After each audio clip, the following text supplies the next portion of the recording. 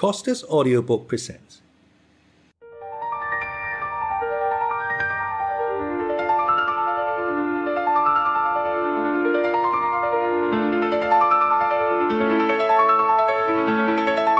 The Brothers Karamazov by Fyodor Dostoyevsky. Part 2. Book 6. The Russian Monk. Chapter 1. Father Zossima and his visitors. When with an anxious and aching heart Alyosha went into his elder's cell, he stood still almost astonished. Instead of a sick man at his last gasp, perhaps unconscious, as he had feared to find him, he saw him sitting up in his chair, and, though weak and exhausted, his face was bright and cheerful. He was surrounded by visitors and engaged in a quiet and joyful conversation. But he had only got up from his bed a quarter of an hour before Alyosha's arrival.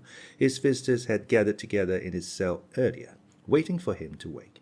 Having received a most confident assurance from Father Zossima that the teacher would get up, and as he had himself promised in the morning, converse once more with those dear to his heart. This promise, and indeed every word of the dying elder, Father Zossima put implicit trust in. If he had seen him unconscious, if he had seen him breathe his last, and yet had his promise that he would rise up and say goodbye to him, he would not have believed, perhaps even in death, but would still have expected the dead man to recover and fulfill his promise. In the morning, as he lay down to sleep, Father Zossima had told him positively, "I shall not die without the delight of another conversation with you, beloved of my heart. I shall look once more on your dear face and pour out my heart to you once again." The monks, who had gathered for this probably last conversation with Father Zossima, had all been his devoted friends for many years. There were 4 of them, Father Iosif and Father Zossima, Father Michael, the warden of the hermitage, a man not very old and far from being learned. He was of humble origin, of strong will and steadfast faith, of austere appearance, but of deep tenderness, though he obviously concealed it as though he were almost ashamed of it. The 4th, Father Anfim, was a very old and humble little monk of the poorest peasant class. He was almost illiterate and very quiet, scarcely speaking to anyone. He was the humblest of the humble, and looked as though he had been frightened by something great and awful beyond the scope of his intelligence. Father Zossima had a great affection of this timorous man, and always treated him with marked respect, though perhaps there was no one he had known to whom he had said less, in spite of the fact that he had spent years wandering about Holy Russia with him. That was very long ago, 40 years before, when Father Zossima first began his life as a monk in a poor and little monastery at Kostroma, and when, shortly after, he had accompanied Father Anfim on his pilgrimage to collect alms for their poor monastery. The whole party were in a bedroom which, as we mentioned before, was very small, so that there was scarcely room for the 4 of them to sit round Father Zossima on chairs brought from the sitting room. It was already beginning to get dark. The room was lighted up by the lamps and the candles before the icons. Seeing Alyosha standing embarrassed in the doorway, Father Zossima smiled at him joyfully and held out his hand. "Welcome, my quiet one. Welcome, my dear. Here you are too. I knew you would come." Alyosha went up to him, bowed down before him to the ground, and wept. Something surged up from his heart. His soul was quivering. He wanted to sob. "Come, don't weep over me yet." Father Zossima smiled, laying his right hand on his head. "You see, I am sitting up talking. Maybe I shall live another 20 years yet, as that dear good woman from Vyazhegorye, with her little Lizaveta in her arms, wished me yesterday. God bless the mother and the little girl Lizaveta." He crossed himself. "Porviri, did you take her offering where I told you?" He meant the 60 kopecks brought him the day before by the good-humored woman to be given to someone poorer than me. Such offerings, always of money gained by personal toil, are made by way of penance voluntarily undertaken. The elder had sent Porviri the evening before to a widow, whose house had been burnt down lately, and who after the fire had gone with her children begging alms. Porviri hastened to reply that he had given the money, as he had been instructed, from an unknown benefactress. "Get up, my dear boy," the elder went on to Alyosha. "Let me look at you. Have you been home and seen your brother?" It seemed strange to Alyosha that he asked so confidently and precisely, about one of his brothers only. But which one? Then perhaps he had sent him out both yesterday and today for the sake of that brother. I have seen one of my brothers, answered Alyosha. I mean the elder one, to whom I bowed down. I only saw him yesterday and could not find him today, said Alyosha. Make haste to find him. Go again tomorrow and make haste. Leave everything and make haste. Perhaps you may still have time to prevent something terrible. I bowed down yesterday to the great suffering in store for him. He was suddenly silent and seemed to be pondering. The words were strange. Father Iosif, who had witnessed the scene yesterday, exchanged glances with Father Percy. Alyosha could not resist asking. Father and teacher, he began with extreme emotion, your words are too obscure. What is this suffering in store for him? Don't inquire. I seemed to see something terrible yesterday, as though his whole future were expressed in his eyes. A look came into his eyes, so that I was instantly horror-stricken at what that man is preparing for himself. Once or twice in my life I have seen such a look in a man's face, reflecting as it were his future fate, and that fate, alas, came to pass. I sent you to him, Alexei, for I thought your brotherly face would help him. But everything and all our fates are from the Lord, except a corn of wheat fall into the ground and die. It abideth alone, but if it die, it bringeth forth much fruit. Remember that. You, Alexei, are many times silently blessed for your face. Know that, added the elder with a gentle smile. This is what I think of you. You will go forth from these walls, but will live like a monk in the world. You will have many enemies, but even your foes will love you. Life will bring you many misfortunes, but you will find your happiness in them, and will bless life and will make others bless it, which is what matters most. Well, that is your character. Fathers and teachers, he addressed his friends with a tender smile. I have never till today told even him why the face of this youth is so dear to me. Now I will tell you. His face has been as it were a remembrance and prophecy for me. At the dawn of my life, when I was a child, I had an elder brother who died before my eyes at 17. And later on in the course of my life, I gradually became convinced that that brother had been for a guidance and a sign from on high for me. For had he not come into my life, I should never perhaps, so I fancy at least, have become a monk and entered on this precious path.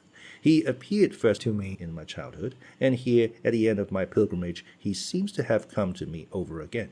It is marvelous, fathers and teachers, that Alexei, who has some, though not a great resemblance in face, seems to me so like him spiritually, that many times I have taken him for that young man, my brother, mysteriously come back to me at the end of my pilgrimage, as a reminder and an inspiration, so that I positively wondered at so strange a dream in myself.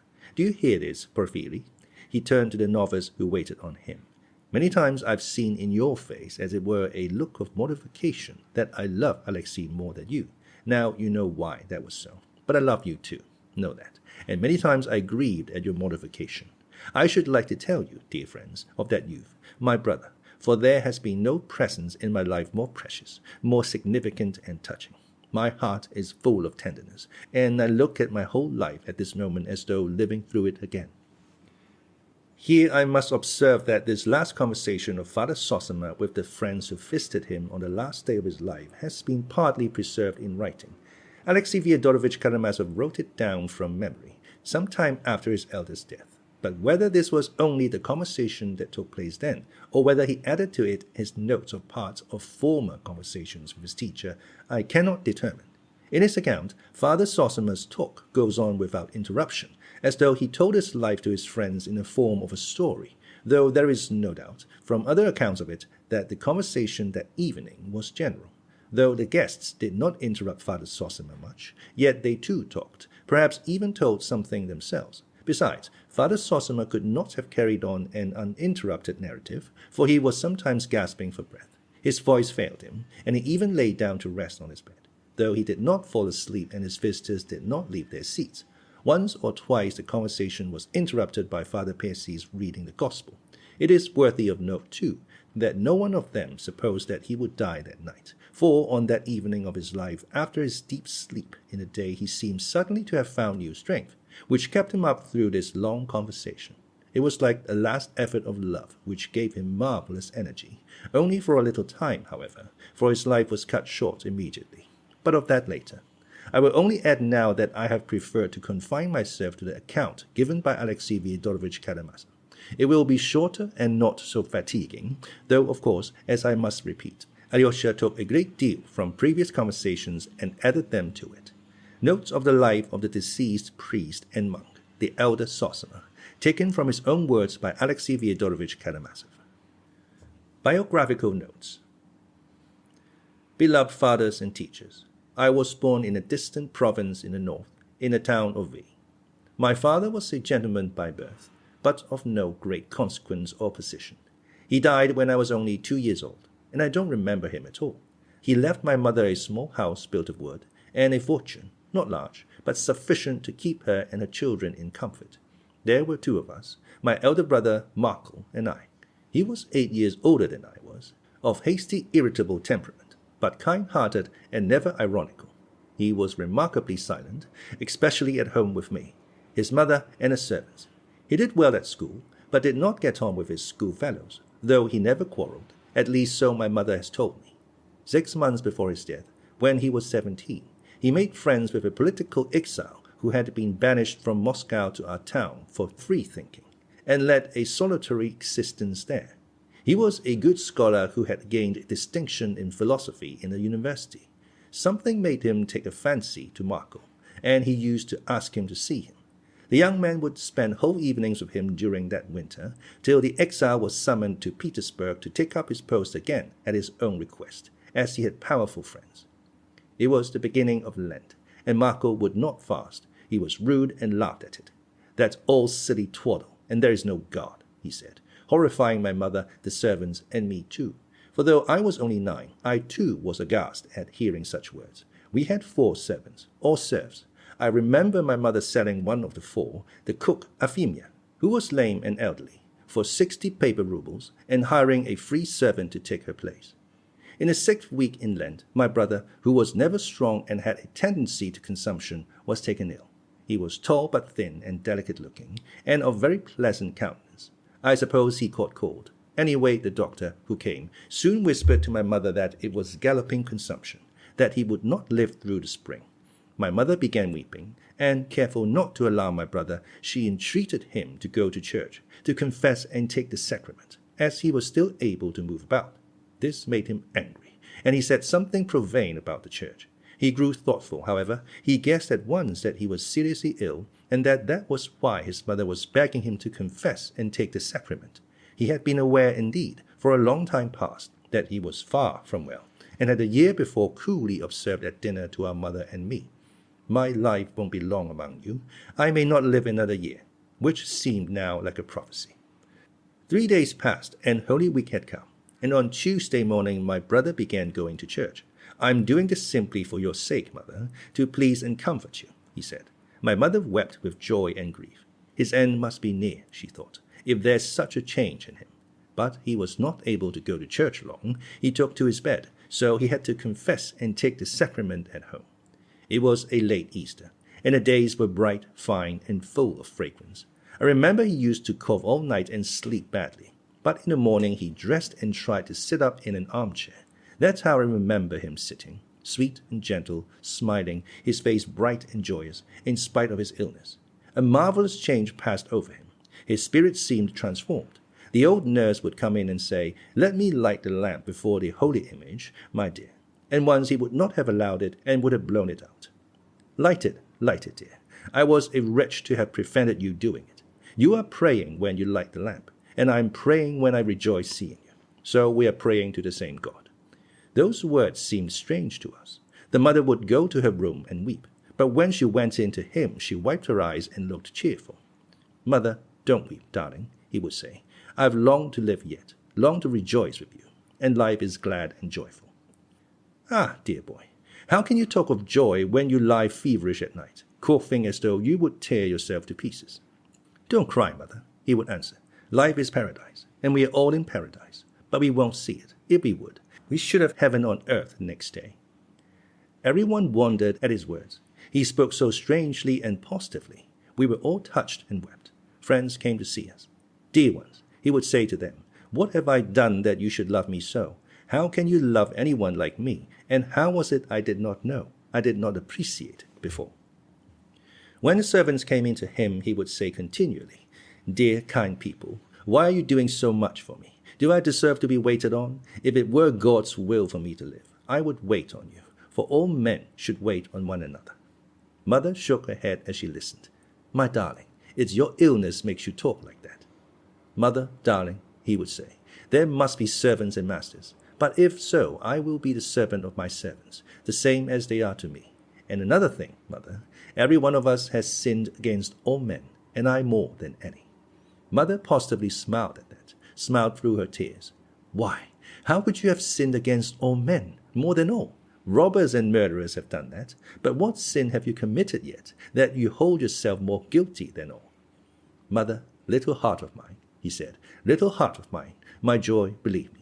Everyone is really responsible to all men and for everything. I don't know how to explain it to you, but I feel it is so, painfully even. And how is it we went on then living, getting angry and not knowing?" So he would get up every day, more and more sweet and joyous and full of love, when a doctor, an old German called Eisenschmidt. "Well, doctor, have I another day in this world?" he would ask, joking. "You live many days yet," the doctor would answer, "and months and years too." "Months and years," he would exclaim. "Why reckon the days? One day is enough for a man who knows all happiness.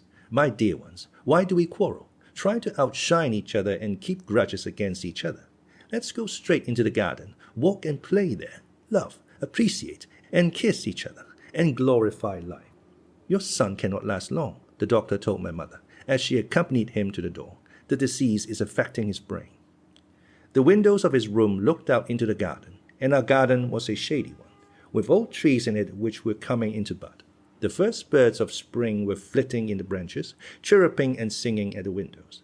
And looking at them and admiring them, he began suddenly begging their forgiveness too. "Birds of heaven, happy birds, forgive me, for I have sinned against you too." None of us could understand that at the time, but he shed tears of joy. "Yes," he said, "there was such a glory of God all about me. Birds, trees, meadows, sky. Only I lived in shame and dishonored it all, and did not notice the beauty and glory." "You take too many sins on yourself," Mother used to say, weeping. "Mother, darling, it's for joy, not for grief I am crying, though I can't explain it to you. I like to humble myself before them, for I don't know how to love them enough. If I have sinned against everyone, yet all forgive me, too, and that's heaven. Am I not in heaven now?" And there was a great deal more I don't remember. I remember I went once into his room when there was no one else there. It was a bright evening, the sun was setting, and the whole room was lighted up. He beckoned me, and I went up to him. He put his hands on my shoulders and looked into my face tenderly, lovingly. He said nothing for a minute, only looked at me like that. "Well," he said, "run and play now. Enjoy life for me too." I went out then and ran to play. And many times in my life afterwards I remembered even with tears how he told me to enjoy life for him too. There were many other marvelous and beautiful sayings of his, though we did not understand them at the time. He died the 3rd week after Easter. He was fully conscious, though he could not talk. Up to his last hour he did not change. He looked happy. His eyes beamed and sought us. He smiled at us, beckoned us. There was a great deal of talk even in the town about his death. I was impressed by all this at the time, but not too much so, though I cried a good deal at his funeral. I was young then, a child, but a lasting impression, a hidden feeling of it all, remained in my heart, ready to rise up and respond when the time came. So indeed it happened. Of the Holy Scriptures in the life of Father Zossima. I was left alone with my mother. Her friends began advising her to send me to Petersburg as other parents did. "You have only one son now," they said, "and have a fair income, and you will be depriving him perhaps of a brilliant career if you keep him here." They suggested I should be sent to Petersburg to the Cadet Corps, that I might afterwards enter the Imperial Guard. My mother hesitated for a long time. It was awful to part with her only child, but she made up her mind to it at last, though not without many tears, believing she was acting for my happiness. She brought me to Petersburg and put me into the Cadet Corps, and I never saw her again, for she too died 3 years afterwards. She spent those 3 years mourning and grieving for both of us. From the house of my childhood I have brought nothing but precious memories. For there are no memories more precious than those of early childhood in one's first home, and that is almost always so if there is any love and harmony in the family at all. Indeed, precious memories may remain even of a bad home, if only the heart knows how to find what is precious. With my memories of home I count, too, my memories of the Bible, which, child as I was very eager to read at home. I had a book of scripture history, then with excellent pictures, called 104 Stories from the Old and New Testament, and I learned to read from it. I have it lying on my shelf now. I keep it as a precious relic of the past. But even before I learned to read, I remember first being moved to devotion feeling at 8 years old. My mother took me alone to Mass on Monday before Easter. It was a fine day, and I remember today, as though I saw it now, how the incense rose from the censer and softly floated upwards and, overhead in the cupola, mingled in rising waves with the sunlight that streamed in at the little window. I was stirred by the sight, and for the first time in my life I consciously received the seed of God's word in my heart. A youth came out into the middle of the church carrying a big book, so large that at the time I fancied he could scarcely carry it. He laid it on the reading desk, opened it, and began reading, and suddenly for the first time I understood something read in the church of God. In the land of Ease there lived a man, righteous and God-fearing, and he had great wealth, so many camels, so many sheep and asses, and his children feasted, and he loved them very much and prayed for them. It may be that my sons have sinned in their feasting. Now the devil came before the Lord together with the sons of God, and said to the Lord that he had gone up and down the earth and under the earth. And hast thou considered my servant Job? God asked of him. And God boasted to the devil, pointing to his great and holy servant. And the devil laughed at God's words. Give him over to me, and thou wilt see that thy servant will murmur against thee and curse thy name. And God gave up the just man he loved so to the devil. And the devil smote his children and his cattle and scattered his wealth, all of a sudden like a thunderbolt from heaven. And Job rent his mantle and fell down upon the ground and cried aloud, Naked came I out of my mother's womb, and naked shall I return into the earth. The Lord gave, and the Lord has taken away. Blessed be the name of the Lord forever and ever. Fathers and teachers, forgive my tears now, for all my childhood rises up again before me, and I breathe now as I breathed then, with the breast of a little child of 8, and I feel as I did then, awe and wonder and gladness. The camels at that time caught my imagination, and Satan, who talked like that with God, and God who gave his servant up to destruction, and his servant crying out, Blessed be thy name, although thou dost punish me. And then the soft and sweet singing in the church, Let my prayer rise up before thee. And again incense from the priest's censer, and the kneeling and the prayer. Ever since then, only yesterday I took it up. I've never been able to read that sacred tale without tears. And how much that is great, mysterious and unfathomable that is in it. Afterwards I heard the words of mockery and blame, proud words. How could God give up the most loved of his saints for the diversion of the devil, take from him his children, smite him with sore boils so that he cleanse the corruption from his sores with a potsherd, and for no object except to boast to the devil? See what my sin can suffer for my sake. But the greatness of it lies just in the fact that it is a mystery, that the passing earthly show and the eternal verity are brought together in it. In the face of the earthly truth, the eternal truth is accomplished. The Creator, just as on the first days of creation he ended each day with praise, That is good that I have created, looks upon Job and again praises his creation.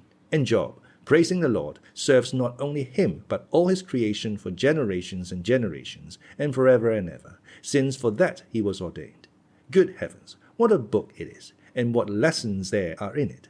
What a book the Bible is, what a miracle, what strength is given with it to man. It is like a mold cast of the world and man and human nature. Everything is there, and a law for everything for all the ages. And what mysteries are solved and revealed. God raises Job again, gives him wealth again. Many years pass by, and he has other children and loves them. But how could he love those new ones when those first children are no more, when he has lost them? Remembering them, how could he be fully happy with those new ones, however dear the new ones might be? But he could. It's the great mystery of human life that all grief passes gradually into quiet, tender joy. The mild serenity of age takes the place of the riotous blood of youth. I bless the rising sun each day, and as before, my heart sings to meet it.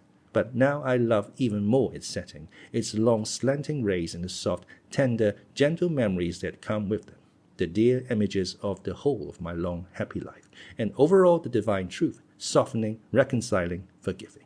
My life is ending, I know that well.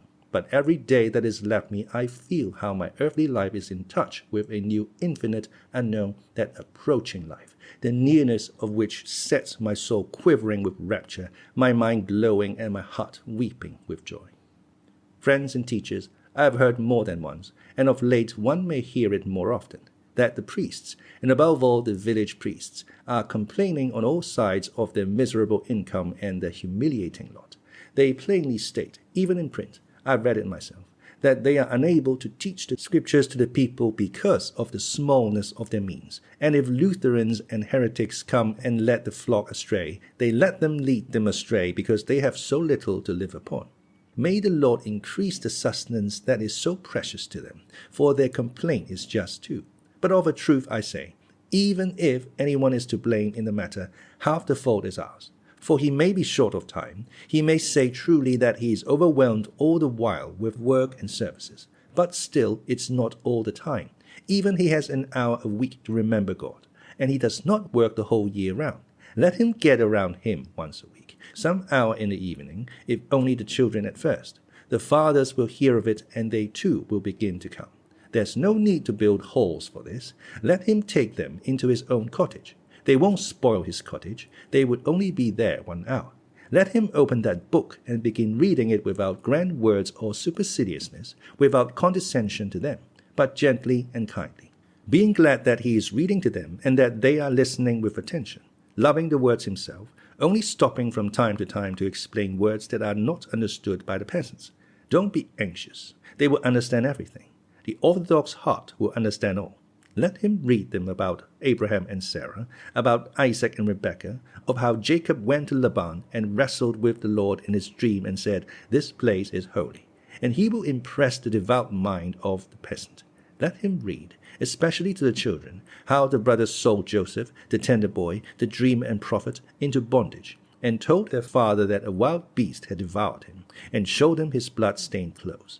Let him read them how the brothers afterwards journeyed into Egypt for corn, and Joseph, already a great ruler, unrecognized by them, tormented them, accused them, kept his brother Benjamin, and all through love.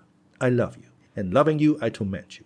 For he remembered all his life how they had sold him to the merchants in the burning desert by the well, and how, wringing his hands, he had wept and besought his brothers not to sell him as a slave in a strange land. And how, seeing them again after many years, he loved them beyond measure, but he harassed and tormented them in love. He left them at last, not able to bear the suffering of his heart, flung himself on his bed and wept. Then, wiping his tears away, he went out to them joyful and told them, "Brothers, I am your brother Joseph." Let him read them further how happy old Jacob was on learning that his darling boy was still alive, and how he went to Egypt leaving his own country, and died in a foreign land, bequeathing his great prophecy that had lain mysteriously hidden in his meek and timid heart all his life, that from his offspring, from Judah, will come the great hope of the world, the Messiah and Savior. Fathers and teachers, forgive me and don't be angry, that like a little child I've been babbling of what you know long ago, and can teach me 100 times more skillfully. I only speak from rapture, and forgive my tears, for I love the Bible. Let him too weep, the priest of God, and be sure that the hearts of his listeners will throb in response. Only a little tiny seed is needed. Drop it into the heart of the peasant and it won't die. It will live in his soul all his life. It will be hidden in the midst of his darkness and sin, like a bright spot, like a great reminder. And there is no need of much teaching or explanation. He will understand it all simply. Do you suppose that the peasants don't understand? Try reading them the touching story of the fair Esther and the haughty Vashti, or the miraculous story of Jonah in the whale. Don't forget either the parables of our Lord. Choose especially from the Gospel of St. Luke, and then from the Acts of the Apostles the conversion of St. Paul, and from the lives of the saints, for instance, the life of Alexei, the man of God, and, greatest of all, the happy martyr and the seer of God, Mary of Egypt. And you will penetrate their hearts with these simple tales. Give 1 hour a week to it in spite of your poverty, only 1 little hour, and you will see for yourselves that our people is gracious and grateful, and will repay you 100-fold. Mindful of the kindness of the priest and the moving words they have heard from him, they will, of their own accord, help him in his fields and in his house, and will treat him with more respect than before, so that it will even increase his worldly well-being too. The thing is so simple that sometimes one is even afraid to put it into words, for fear of being laughed at, and yet how true it is. One who does not believe in God will not believe in God's people. He who believes in God's people will see his holiness too, even though he had not believed in it till then. Only the people and the future spiritual power will convert our atheists who have torn themselves away from their native soil. And what is the use of Christ's words unless we set an example? The people is lost without the word of God, for its soul is athirst for the word and for all that is good. In my youth, long ago, nearly 40 years ago, I traveled all over Russia with Father Anfim, collecting funds for our monastery. And we stayed one night on the bank of a great navigable river with some fishermen. A good-looking peasant lad, about 18, joined us. He had to hurry back next morning to pull a merchant's barge along the bank. I noticed him looking straight before him with clear and tender eyes. It was a bright, warm, still July night. A cool mist rose from the broad river.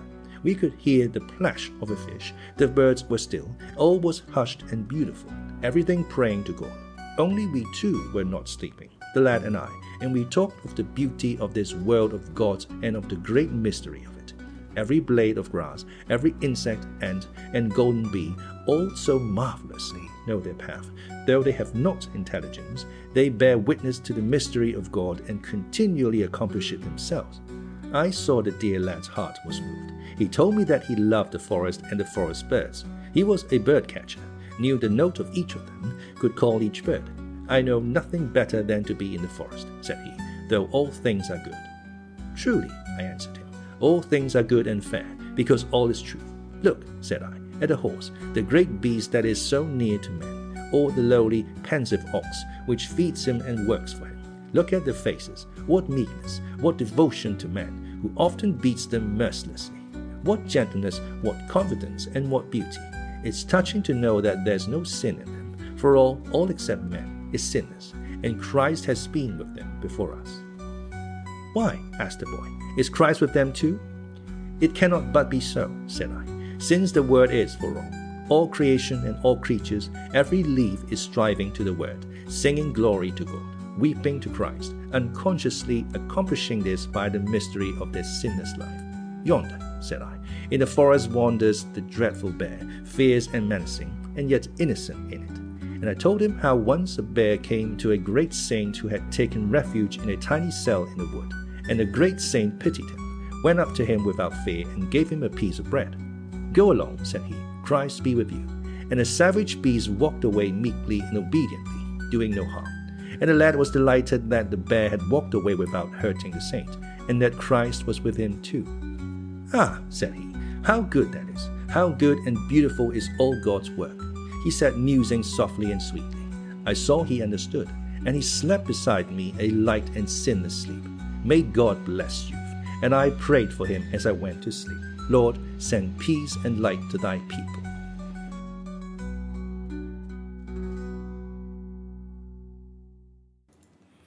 Chapter 2. The Duel. Recollections of Father Zossima's youth before he became a monk. The Duel. I spent a long time, almost 8 years, in the military cadet school at Petersburg, and in the novelty of my surroundings there, many of my childish impressions grew dimmer, though I forgot nothing. I picked up so many new habits and opinions that I was transformed into a cruel, absurd, almost savage creature. A surface polish of courtesy and society manners I did acquire together with the French language. But we all, myself included, looked upon the soldiers in our service as cattle. I was perhaps worse than the rest in that respect, for I was so much more impressionable than my companions. By the time we left the school as officers, we were ready to lay down our lives for the honor of the regiment, but no one of us had any knowledge of the real meaning of honor, and if anyone had known it, he would have been the first to ridicule it. Drunkenness, debauchery, and devilry were what we almost prided ourselves on. I don't say that we were bad by nature. All these young men were good fellows, but they behaved badly, and I worst of all. What made it worse for me was that I had come into my own money, and so I flung myself into a life of pleasure, and plunged headlong into all the recklessness of youth. I was fond of reading, yet strange to say, the Bible was the one book I never opened at that time, though I always carried it about with me, and I was never separated from it. In very truth, I was keeping that book for the day and the hour, for the month and the year, though I knew it not. After 4 years of this life, I chanced to be in the town of K, where our regiment was stationed at the time. We found people of the town hospitable, rich and fond of entertainments. I met with a cordial reception everywhere, as I was of a lively temperament and was known to be well off, which always goes a long way in the world. And then a circumstance happened which was the beginning of it all. I formed an attachment to a beautiful and intelligent young girl of noble and lofty character, the daughter of people much respected. They were well-to-do people of influence and position. They always gave me a cordial and friendly reception. I fancied that the young lady looked on me with favor, and my heart was aflame at such idea. Later on I saw and fully realized that I perhaps was not so passionately in love with her at all, but only recognized the elevation of her mind and character, which I could not indeed have helped doing. I was prevented, however, from making her an offer at the time by my selfishness. I was loath to part with the allurements of my free and licentious bachelor life in the heyday of my youth, and with my pockets full of money. I did drop some hint as to my feelings, however, though I put off taking any decisive step for a time. Then, all of a sudden, we were ordered off for 2 months to another district. On my return 2 months later, I found a young lady already married to a rich neighboring landowner, a very amiable man, still young, though older than I was, connected with the best Petersburg society, which I was not, and of excellent education, which I also was not. I was so overwhelmed at this unexpected circumstance that my mind was positively clouded. The worst of it all was that, as I learned then, the young landowner had been a long while betrothed to her, and I had met him indeed many times in her house, but blinded by my conceit, I had noticed nothing. And this particularly mortified me. Almost everybody had known all about it, while I knew nothing. I was filled with sudden, irrepressible fury. With flushed face, I began recalling how often I had been on the point of declaring my love to her, and as she had not attempted to stop me or to warn me, she must, I concluded, have been laughing at me all the time. Later on, of course, I reflected and remembered that she had been very far from laughing at me. On the contrary, she used to turn off any love-making on my part with a jest and begin talking of other subjects. But at that moment I was incapable of reflecting and was all eagerness for revenge. I am surprised to remember that my wrath and revengeful feelings were extremely repugnant to my own nature, for being of an easy temper, I found it difficult to be angry with anyone for long. And so I had to work myself up artificially and became at last revolting and absurd. I waited for an opportunity and succeeded in insulting my rival in the presence of a large company. I insulted him on a perfectly extraneous pretext, jeering at his opinion upon an important public event. It was in the year 1826, and my jeer was, so people said, clever and effective.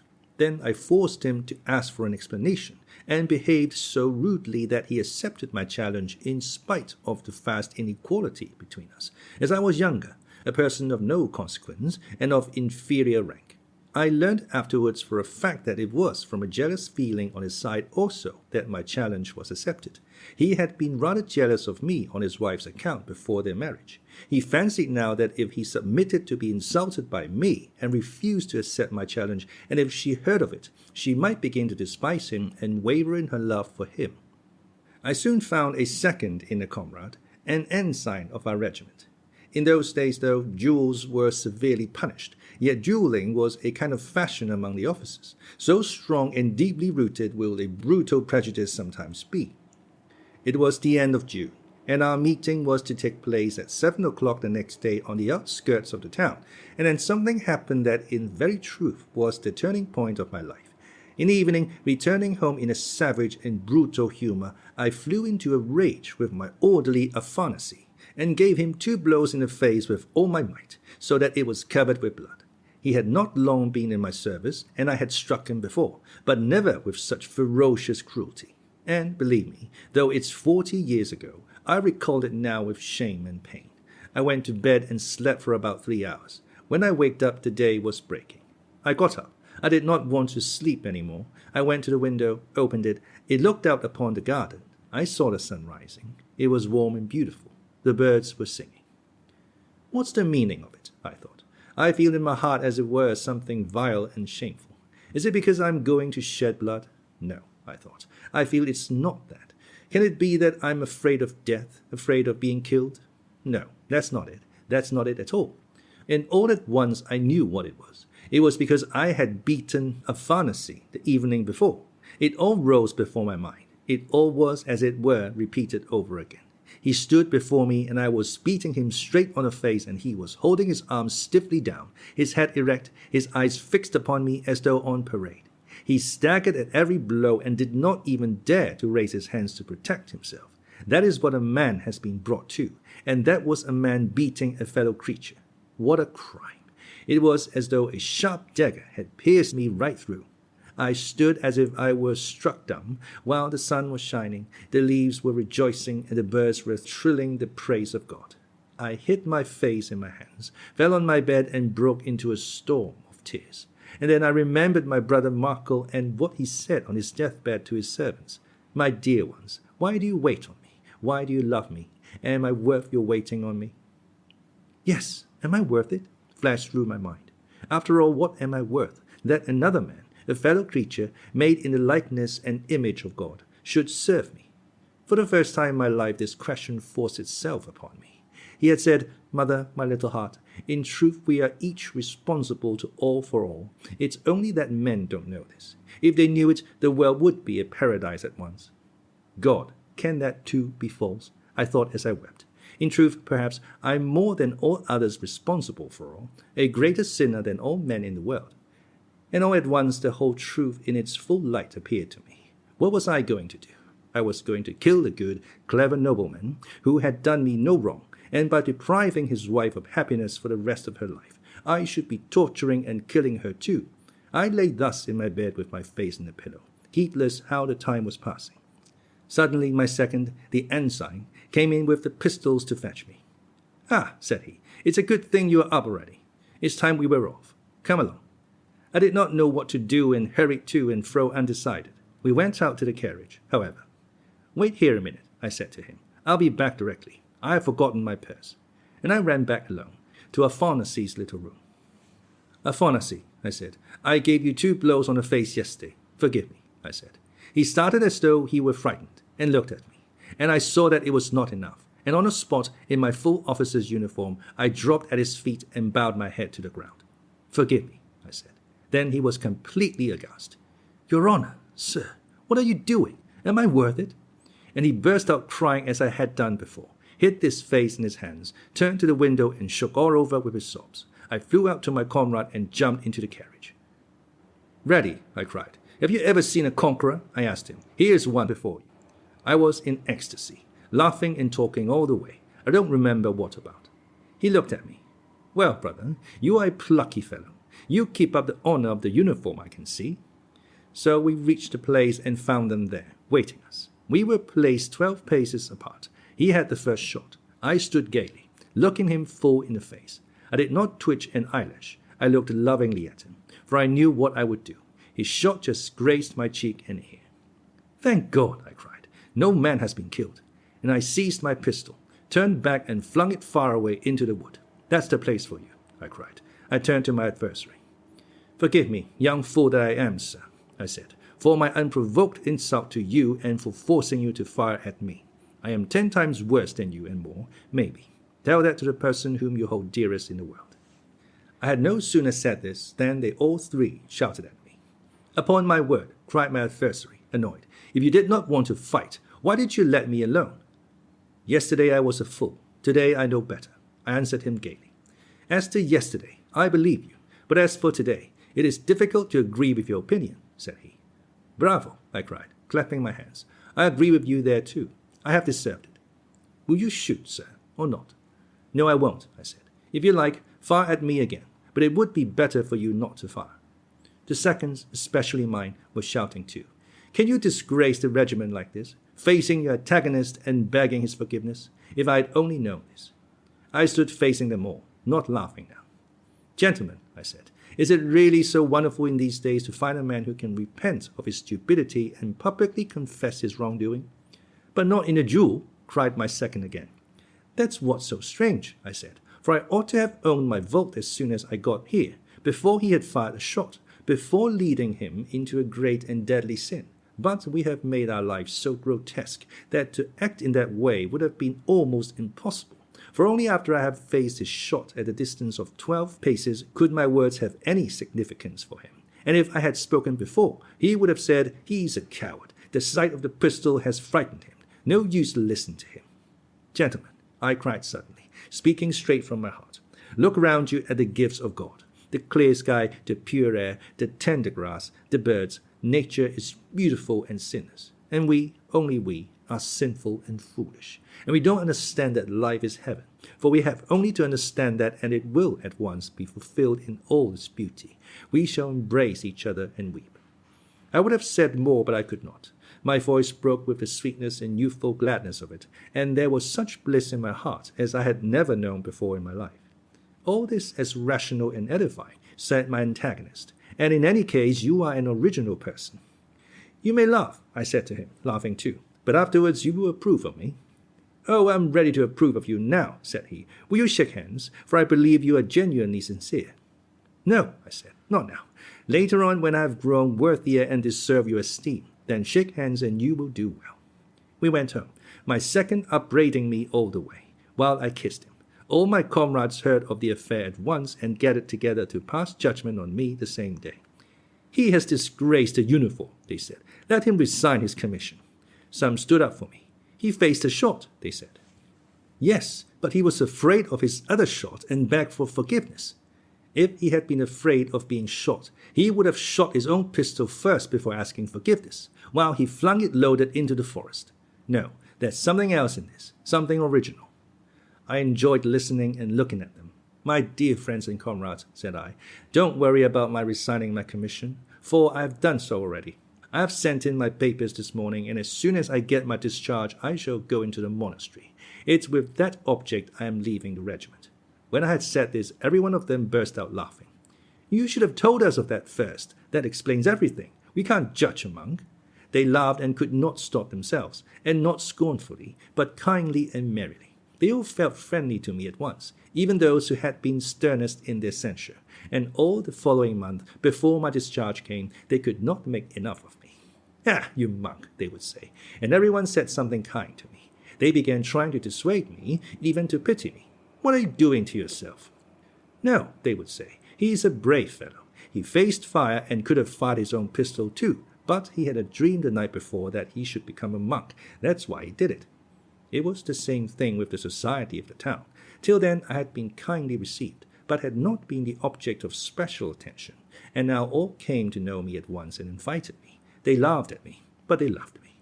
I may mention that although everybody talked openly of our duel, the authorities took no notice of it, because my antagonist was a near relation of our general, and as there had been no bloodshed and no serious consequences, and as I resigned my commission, they took it as a joke. And I began then to speak aloud and fearlessly, regardless of their laughter, for it was always kindly and not spiteful laughter. These conversations mostly took place in the evenings, in the company of ladies. Women particularly liked listening to me then, and they made the men listen. But how can I possibly be responsible for all? Everyone would laugh in my face. Can I, for instance, be responsible for you?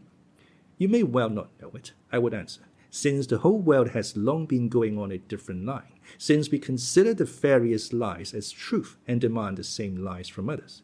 Here I have for once in my life acted sincerely, and, well, you all look upon me as a madman, though you are friendly to me. Yet, you see, you all laugh at me. But how can we help being friendly to you? Said my hostess, laughing. The room was full of people. All of a sudden the young lady rose, on whose account the duel had been fought and whom only lately I had intended to be my future wife. I had not noticed her coming into the room. She got up, came to me, and held out her hand. "Let me tell you," she said, "that I am the first not to laugh at you. But on the contrary, I thank you with tears and express my respect for you for your action then." Her husband, too, came up, and then they all approached me and almost kissed me. My heart was filled with joy, but my attention was especially caught by a middle-aged man who came up to me with the others. I knew him by name already, but had never made his acquaintance nor exchanged a word with him till that evening. The mysterious Pfister. He had long been an official in the town. He was in a prominent position, respected by all, rich, and had a reputation for benevolence. He subscribed considerable sums to the almshouse and the orphan asylum. He was very charitable, too, in secret, a fact which only became known after his death. He was a man of about 50, almost stern in appearance and not much given to conversation. He had been married about 10 years, and his wife, who was still young, had borne him 3 children. Well, I was sitting alone in my room the following evening when my door suddenly opened and this gentleman walked in. I must mention, by the way, that I was no longer living in my former quarters. As soon as I resigned my commission, I took rooms with an old lady, the widow of a government clerk.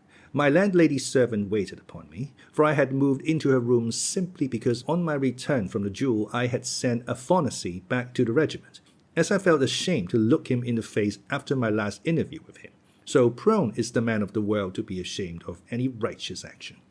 "I have," said my Pfister, "with great interest listened to you speaking in different houses the last few days, and I wanted at last to make your personal acquaintance, so as to talk to you more intimately. Can you, dear sir, grant me this favor?" "I can, with the greatest pleasure, and I shall look upon it as an honor." I said this, though I felt almost dismayed. So greatly was I impressed from the first moment by the appearance of this man, for though other people had listened to me with interest and attention, no one had come to me before with such a serious, stern, and concentrated expression. And now he had come to see me in my own rooms. He sat down. "You are, I see, a man of great strength of character," he said, "as you have dared to serve the truth, even when by doing so you risked incurring the contempt of all." "Your praise is, perhaps, excessive," I replied. "No, it's not excessive," he answered. "Believe me, such a course of action is far more difficult than you think. It is that which has impressed me, and it is only on that account that I have come to you," he continued. "Tell me, please, that is, if you are not annoyed by my perhaps unseemly curiosity, what were your exact sensations, if you can recall them, at the moment when you made up your mind to ask forgiveness at the duel? Do you think my question frivolous? On the contrary, I have in asking the question a secret motive of my own, which I will perhaps explain to you later on, if it is God's will that we should become more intimately acquainted." All the while he was speaking, I was looking at him straight into the face, and I felt all at once a complete trust in him and great curiosity on my side also, for I felt that there was some strange secret in his soul. "You asked what were my exact sensations at the moment when I asked my opponent's forgiveness," I answered, "but I had better tell you from the beginning what I have not yet told anyone else." And I described all that had passed between Aphanacy and me, and how I had bowed down to the ground at his feet.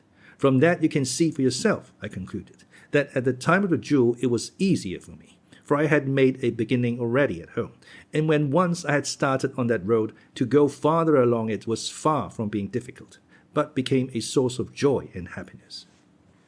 I liked the way he looked at me as he listened. "All that," he said, "is exceedingly interesting. I will come to see you again and again." And from that time forth he came to see me nearly every evening, and we should have become greater friends, if only he had ever talked of himself. But about himself he scarcely ever said a word, yet continually asked me about myself. In spite of that, I became very fond of him, and spoke with perfect frankness to him about all my feelings. For, thought I, what need have I to know his secrets, since I can see without that he is a good man? Moreover, though he is such a serious man and my senior, he comes to see a youngster like me and treats me as his equal. And I learned a great deal that was profitable from him, for he was a man of lofty mind. "That life is heaven," he said to me suddenly, "that I have long been thinking about." And all at once he added, "I think of nothing else indeed." He looked at me and smiled. "I am more convinced of it than you are. I will tell you later why." I listened to him and thought that he evidently wanted to tell me something. Heaven, he went on, lies hidden within all of us. Here it lies hidden in me now, and if I will it will be revealed to me tomorrow and for all time.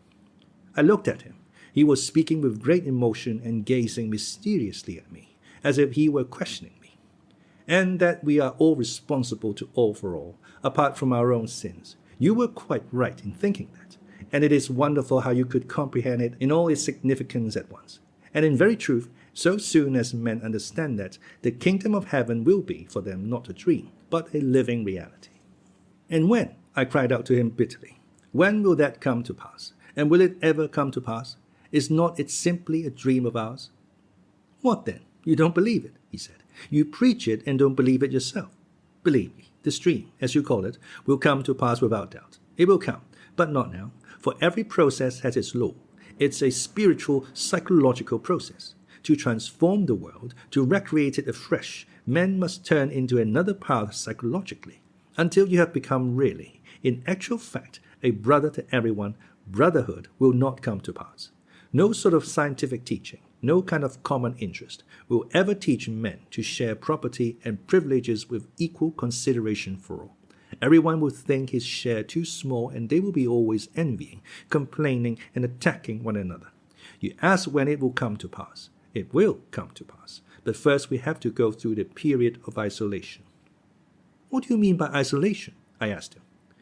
Why, the isolation that prevails everywhere, above all in our age. It has not fully developed, it has not reached its limit yet, for everyone strives to keep his individuality as apart as possible, wishes to secure the greatest possible fullness of life for himself. But meantime, all his efforts result not in attaining fullness of life, but self-destruction. For instead of self-realization, he ends by arriving at complete solitude. All mankind in our age have split up into units. They all keep apart, each in his own roof. Each one holds aloof, hides himself and hides what he has from the rest, and he ends by being repelled by others and repelling them. He heaps up riches by himself and thinks, how strong I am now and how secure. And in his madness he does not understand that the more he heaps up, the more he sinks into self-destructive impotence. For he is accustomed to rely upon himself alone and to cut himself off from the whole. He has trained himself not to believe in the help of others, in men and in humanity, and only trembles for fear he should lose his money and the privileges that he has won for himself. Everywhere in these days men have, in their mockery, ceased to understand that the true security is to be found in social solidarity rather than in isolated individual effort. But this terrible individualism must inevitably have an end, and all will suddenly understand how unnaturally they are separated from one another. It will be the spirit of the time, and people will marvel that they have sat so long in darkness without seeing the light, and then the sign of the Son of Man will be seen in the heavens. But until then, we must keep the banner flying, sometimes even if he has to do it alone, and his conduct seems to be crazy. A man must set an example, and so draw men's souls out of their solitude and spur them to some act of brotherly love, that the great idea may not die. Our evenings, one after another, were spent in such stirring and fervent talk. I gave up society and visited my neighbors much less frequently. Besides, my vogue was somewhat over. I say this, not as blame, for they still loved me and treated me good-humoredly. But there's no denying that fashion is a great power in society. I began to regard my mysterious visitor with admiration, for besides enjoying his intelligence, I began to perceive that he was brooding over some plan in his heart, and was preparing himself perhaps for a great deed. Perhaps he liked my not showing curiosity about his secret, not seeking to discover it by direct question nor by insinuation. But I noticed at last that he seemed to show signs of wanting to tell me something. This had become quite evident, indeed, about a month after he first began to visit me. Do you know, he said to me once, that people are very inquisitive about us in the town and wonder why I come to see you so often. But let them wonder, for soon all will be explained. Sometimes an extraordinary agitation would come over him, and almost always on such occasions he would get up and go away. Sometimes he would fix a long piercing look upon me, and I thought, he will say something directly now. But he would suddenly begin talking of something ordinary and familiar. He often complained of headache too. One day, quite unexpectedly indeed, after he had been talking with great fervor a long time, I saw him suddenly turn pale, and his face worked convulsively, while he stared persistently at me. "What's the matter?" I said. "Do you feel ill?" He had just been complaining of headache. Do you know, I murdered someone." He said this and smiled with a face as white as chalk. Why is it he is smiling? The thought flashed through my mind before I realized anything else. I too turned pale. "What are you saying?" I cried. "You see," he said with a pale smile, "how much it has cost me to say the first word. Now I have said it. I feel I have taken the first step and shall go on." For a long while I could not believe him, and I did not believe him at that time, but only after he had been to see me 3 days running and told me all about it. I thought he was mad, but ended by being convinced, to my great grief and amazement. His crime was a great and terrible one. 14 years before, he had murdered the widow of a landowner, a wealthy and handsome young woman who had a house in our town.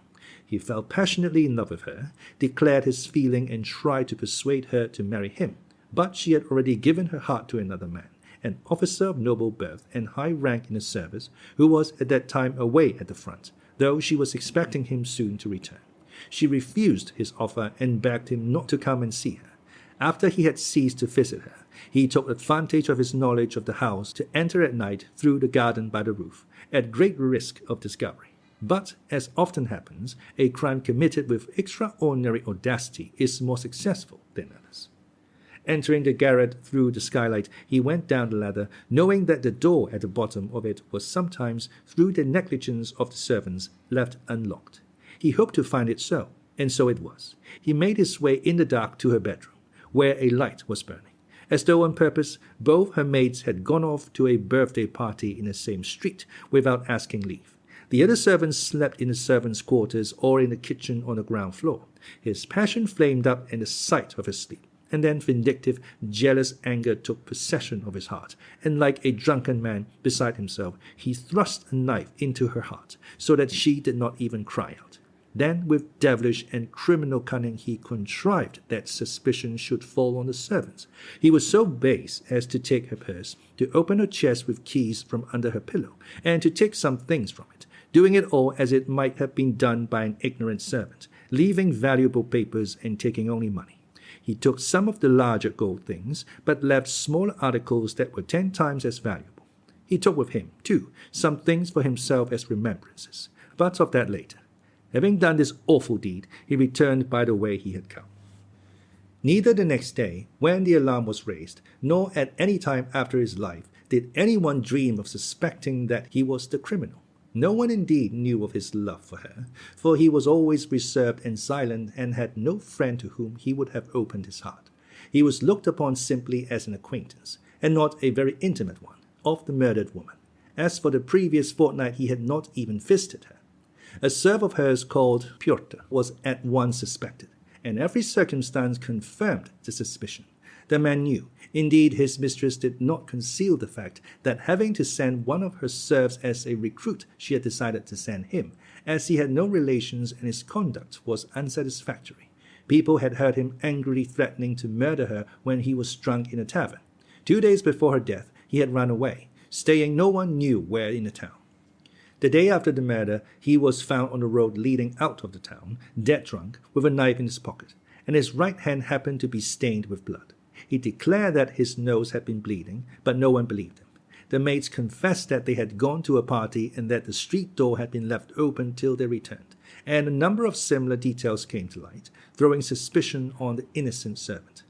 They arrested him, and he was tried for the murder. But a week after the arrest, the prisoner fell sick of a fever and died unconscious in the hospital.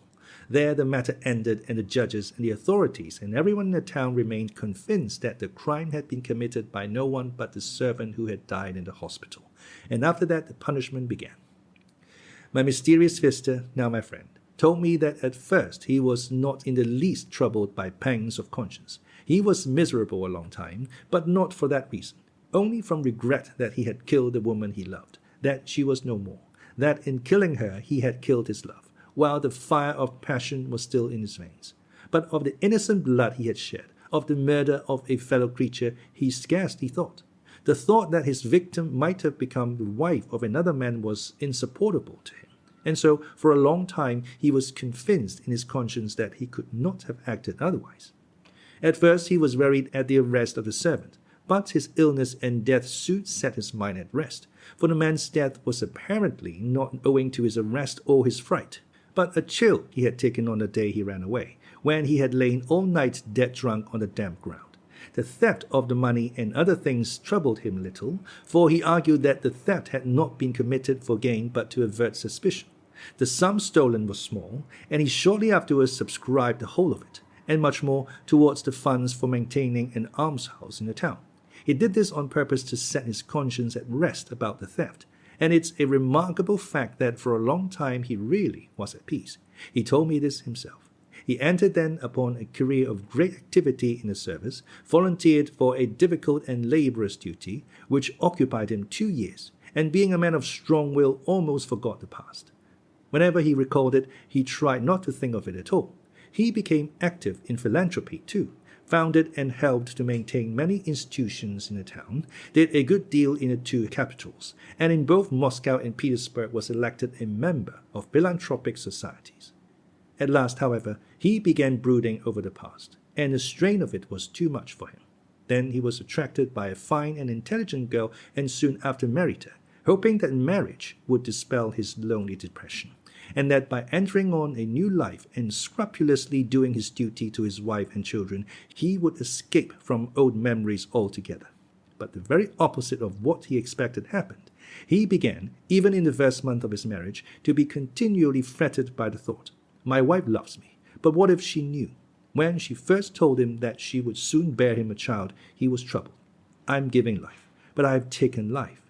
Children came. How dare I love them, teach and educate them? How can I talk to them of virtue?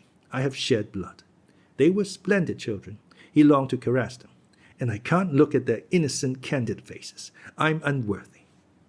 At last he began to be bitterly and ominously haunted by the blood of his murdered victim, by the young life he had destroyed, by the blood that cried out for vengeance. He had begun to have awful dreams, but being a man of fortitude, he bore his suffering a long time, thinking, "I shall expiate everything by this secret agony."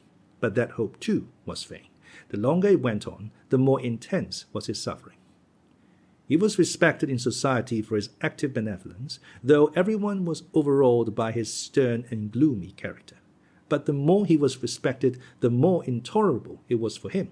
He confessed to me that he had thoughts of killing himself, but he began to be haunted by another idea, an idea which he had at first regarded as impossible and unthinkable, though at last it got such a hold on his heart that he could not shake it off. He dreamed of rising up, going out and confessing in the face of all men that he had committed murder. For 3 years this dream had pursued him, haunting him in different forms. At last he believed with his whole heart that if he confessed his crime, he would heal his soul and would be at peace forever.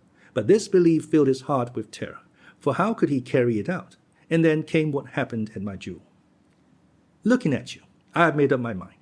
I looked at him. "Is it possible," I cried, clasping my hands, "that such a trivial incident could give rise to such a resolution in you?" "My resolution has been growing for the last 3 years," he answered, "and your story only gave the last touch to it. Looking at you, I reproached myself and envied you." He said this to me almost sullenly. "But you won't be believed," I observed. "It's 14 years ago." "I have proofs, great proofs. I shall show them." Then I cried and kissed him. "Tell me one thing, he said. "My wife, my children. My wife may die of grief, and though my children won't lose their rank and property, they'll be a convict's children and forever. And what a memory of me I shall leave in their hearts." I said nothing. "And to part from them, to leave them forever? It's forever, you know, forever." I sat still and repeated a silent prayer. I got up at last. I felt afraid. "Well," he looked at me. "Go," said I. "Confess. Everything passes. Only the truth remains. Your children will understand, when they grow up, the nobility of your resolution." He left me that time as though he had made up his mind. Yet for more than a fortnight afterwards, he came to me every evening, still preparing himself, still unable to bring himself to the point. He made my heart ache. One day he would come determined and say fervently, "I know it will be heaven for me, heaven, the moment I confess. 14 years I've been in hell. I want to suffer. I will take my punishment and begin to live. You can pass through the world doing wrong, but there's no turning back. Now I dare not love my neighbor, nor even my own children. Good God, my children will understand, perhaps, what my punishment has cost me and will not condemn me. God is not in strength, but in truth. All will understand your sacrifice, I said to him. If not at once, they will understand later, for you have served truth, the higher truth, not of the earth. And he would go away seeming comforted, but next day he would come again, bitter, pale, sarcastic. Every time I come to you, you look at me so inquisitively as though to say, he has still not confessed. Wait a bit, don't despise me too much. It's not such an easy thing to do, as you would think. Perhaps I shall not do it at all. You won't go and inform against me then, will you? And far from looking at him with indiscreet curiosity, I was afraid to look at him at all. I was quite ill from anxiety, and my heart was full of tears. I could not sleep at night. I have just come from my wife, he went on. Do you understand what the word wife means? When I went out, the children called to me. Goodbye, Father. Make haste back to read the children's magazine with us. No, you don't understand that. No one is wise from another man's woe. His eyes were glittering. His lips were twitching. Suddenly he struck the table with his fist so that everything on it danced. It was the first time he had done such a thing. He was such a mild man. But need I? He exclaimed. Must I? No one has been condemned. No one has been sent to Siberia in my place. The man died of fever, and I've been punished by my sufferings for the blood I shed. And I shan't be believed. They won't believe my proofs. Need I confess? Need I? I'm ready to go on suffering all my life for the blood I have shed, if only my wife and children may be spared. Would it be just to ruin them with me? Aren't we making a mistake? What is right in this case? And will people recognize it? Will they appreciate it? Will they respect it? Good Lord, I thought to myself, he is thinking of other people's respect in such a moment. And I felt so sorry for him then, that I believe I would have shared his fate if it could have comforted him. I saw he was beside himself. I was aghast, realizing with my heart as well as my mind what such a resolution meant. Decide my fate, he exclaimed again. Go and confess, I whispered to him. My voice failed me, but I whispered it firmly. I took up the New Testament from a table, the Russian translation, and showed him the Gospel of St. John, chapter 12, verse 24. Verily, verily, I say unto you, except a corn of wheat fall into the ground and die, it abideth alone. But if it die, it bringeth forth much fruit. I had just been reading that verse when he came in. He read it. That's true, he said, but he smiled bitterly. It's terrible the things you find in those books, he said, after a pause. It's easy enough to thrust them upon one. And who wrote them? Can they have been written by men? The Holy Spirit wrote them, said I. It's easy for you to prate, he smiled again, this time almost with hatred. I took the book again, opened it in another place, and showed him the epistle to the Hebrews, chapter 10, verse 31. He read, It is a fearful thing to fall into the hands of the living God. He read it and simply flung down the book. He was trembling all over. An awful text, he said. There's no denying you've picked out fitting ones. He rose from a chair. Well, he said, goodbye. Perhaps I shan't come again. We shall meet in heaven. So I have been for 14 years in the hands of the living God. That's how one must think of those 14 years. Tomorrow I will beseech those hands to let me go. I wanted to take him in my arms and kiss him, but I did not dare. His face was contorted and somber. He went away. Good God, I thought, what has he gone to face? I fell on my knees before the icon and wept for him before the Holy Mother of God, our swift defender and helper. I was half an hour praying in tears, and it was late, about midnight. Suddenly I saw the door open, and he came in again. I was surprised. Where have you been? I asked him. I think, he said, I've forgotten something. My handkerchief, I think. Well, even if I've not forgotten anything, let me stay a little. He sat down. I stood over him. You sit down too, he said. I sat down. We sat still for 2 minutes. He looked intently at me and suddenly smiled. I remember that. Then he got up, embraced me warmly, and kissed me. Remember, he said, how I came to you a second time. Do you hear? Remember it. And he went out. Tomorrow, I thought. And so it was. I did not know that evening that the next day was his birthday. I had not been out for the last few days, so I had no chance of hearing it from anyone. On that day he always had a great gathering. Everyone in the town went to it. It was the same this time. After dinner, he walked into the middle of the room with a paper in his hand, a formal declaration to the chief of his department who was present. This declaration he read aloud to the whole assembly. It contained a full account of the crime, in every detail. I cut myself off from men as a monster. God has visited me, he said in conclusion. I want to suffer for my sin. Then he brought out and laid on the table all the things he had been keeping for 14 years, that he thought would prove his crime. The jewels belonging to the murdered woman, which he had stolen to divert suspicion, a cross and a locket taken from her neck with a portrait of her betrothed in the locket, her notebook and 2 letters, one from her betrothed, telling her that he would soon be with her, and her unfinished answer left on the table to be sent off next day. He carried off these 2 letters. What for?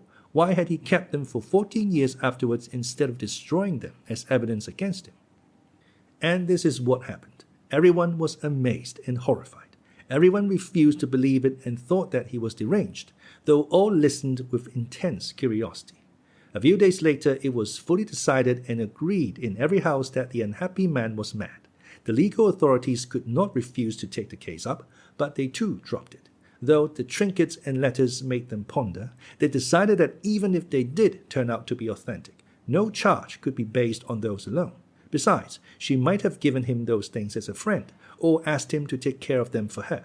I heard afterwards, however, that the genuineness of the things was proved by the friends and relations of the murdered woman, and that there was no doubt about them. Yet nothing was destined to come of it, after all. 5 days later, all had heard that he was ill and that his life was in danger. The nature of his illness I can't explain. They said it was an affection of the heart. But it became known that the doctors had been induced by his wife to investigate his mental condition also, and had come to the conclusion that it was a case of insanity. I betrayed nothing, though people ran to question me. But when I wanted to visit him, I was for a long while forbidden to do so, above all by his wife.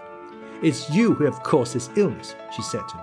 He was always gloomy, but for the last year people noticed that he was peculiarly excited and did strange things, and now you have been the ruin of him. Your preaching has brought him to this. For the last month he was always with you. Indeed, not only his wife but the whole town were down upon me and blamed me. "It's all your doing," they said. I was silent and indeed rejoiced at heart, for I saw plainly God's mercy to the man who had turned against himself and punished himself. I could not believe in his insanity. They let me see him at last. He insisted upon saying goodbye to me. I went into him and saw at once that not only his days, but his hours were numbered. He was weak, yellow, his hands trembled, he gasped for breath, but his face was full of tender and happy feeling. "It's done," he said. "I've long been yearning to see you. Why didn't you come?" I did not tell him that they would not let me see him. God has had pity on me and is calling me to himself. I know I am dying, but I feel joy and peace for the first time after so many years. There was heaven in my heart from the moment I had done what I had to do. Now I dare to love my children and to kiss them. Neither my wife nor the judges, nor anyone has believed it. My children will never believe it either. I see it that God's mercy to them. I shall die, and my name will be without a stain for them. And now I feel God near. My heart rejoices as in heaven. I have done my duty." He could not speak. He gasped for breath. He pressed my hand warmly, looking fervently at me. We did not talk for long. His wife kept peeping in at us, but he had time to whisper to me. "Do you remember how I came back to you that second time, at midnight? I told you to remember it. You know what I came back for? I came to kill you." I started. I went out from you then into the darkness. I wandered about the streets, struggling with myself, and suddenly I hated you so that I could hardly bear it. Now, I thought, he is all that binds me, and he is my judge. I can't refuse to face my punishment tomorrow, for he knows all. It was not that I was afraid you would betray me, but I thought, how can I look him in the face if I don't confess? And if you had been at the other end of the earth, but alive, it would have been all the same. The thought was unendurable that you were alive knowing everything and condemning me. I hated you as though you were the cause, as though you were to blame for everything. I came back to you then, remembering that you had a dagger lying on the table. I sat down and asked you to sit down, and for a whole minute I pondered. If I had killed you, I should have been ruined by that murder even if I had not confessed the other. But I did not think about that at all, and I did not want to think of it at that moment. I only hated you and longed to revenge myself on you for everything. the Lord vanquished the devil in my heart. But let me tell you, you were never nearer death." A week later he died. The whole town followed him to the grave. The chief priest made a speech full of feeling. All lamented the terrible illness that had cut short his days. But all the town was up in arms against me after the funeral, and people even refused to see me. Some, at first a few and afterwards more, began indeed to believe in the truth of his story, and they visited me and questioned me with great interest and eagerness, for man loves to see the downfall and disgrace of the righteous. But I held my tongue, and very shortly after I left the town, and 5 months later, by God's grace, I entered upon the safe and blessed path, praising the unseen finger which had guided me so clearly to it. But I remember in my prayer to this day the servant of God, Michael, who suffered so greatly.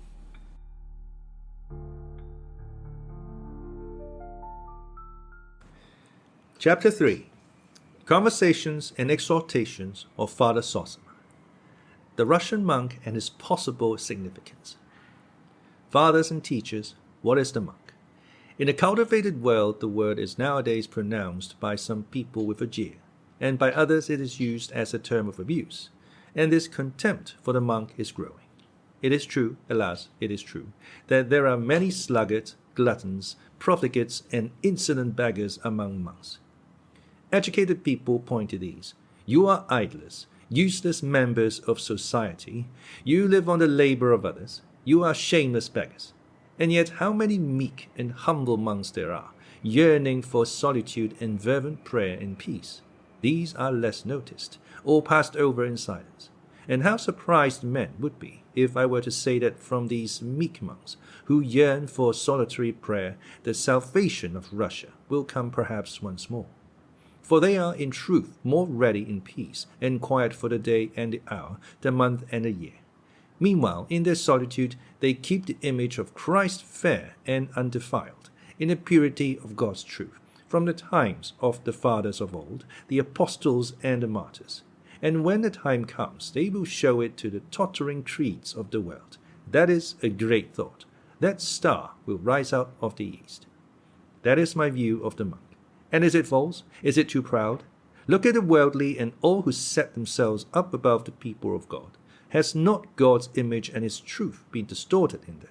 They have science, but in science there is nothing but what is the object of sense. The spiritual world, the higher part of man's being, is rejected altogether, dismissed with a sort of triumph, even with hatred.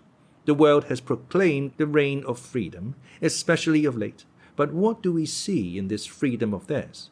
Nothing but slavery and self-destruction. For the world says, you have desires and so satisfy them, for you have the same rights as the most rich and powerful.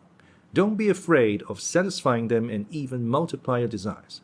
That is the modern doctrine of the world. In that they see freedom.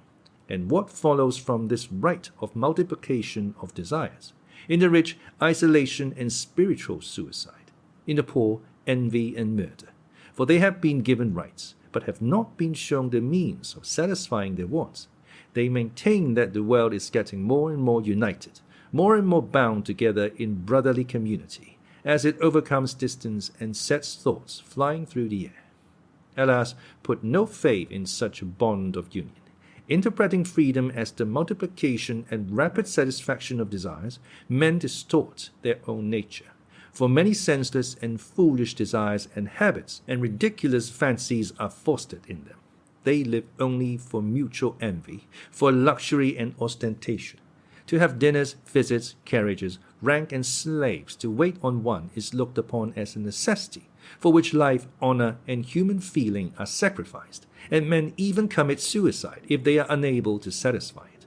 We see the same thing among those who are not rich, while the poor drown their unsatisfied need and their envy in drunkenness. But soon they will drink blood instead of wine. They are being led on to it. I ask you, is such a man free?